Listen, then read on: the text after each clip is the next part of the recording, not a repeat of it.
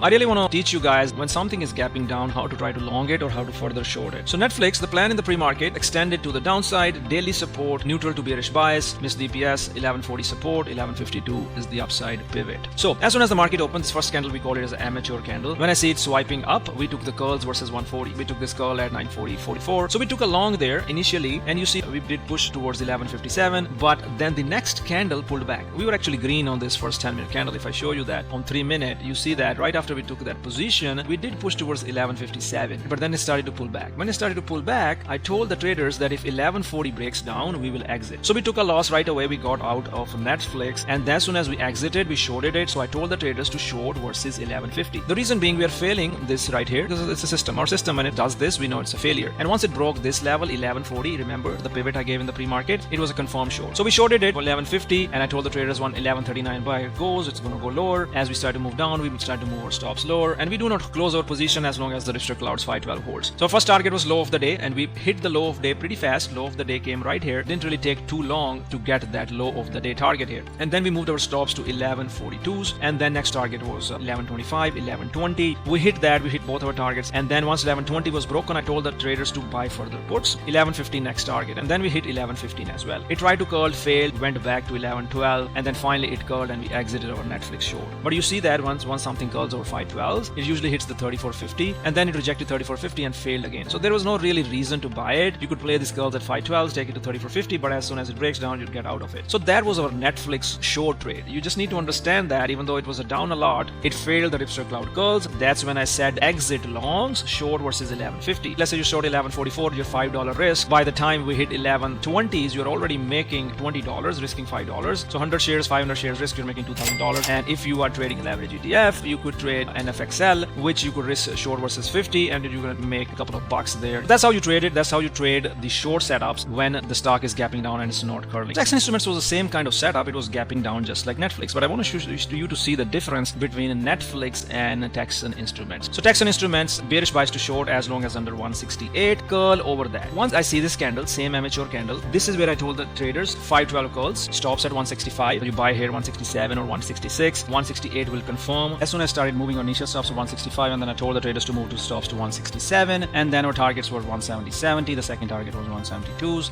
As you see, we hit our first target. It was a beautiful trade. You see the difference with Netflix. So that's how you play these gap down trades, which is a short, which is a long. If you do go long, if Texan failed, we would have exited quickly. So if you're risking $2 but we're making $6, that's a good risk reward trade. And if it had failed, then we would have gotten out. A lot of traders did really good on Texan and Netflix. Come to trade with Ripster. Join the community at www.tenettradegroup.com.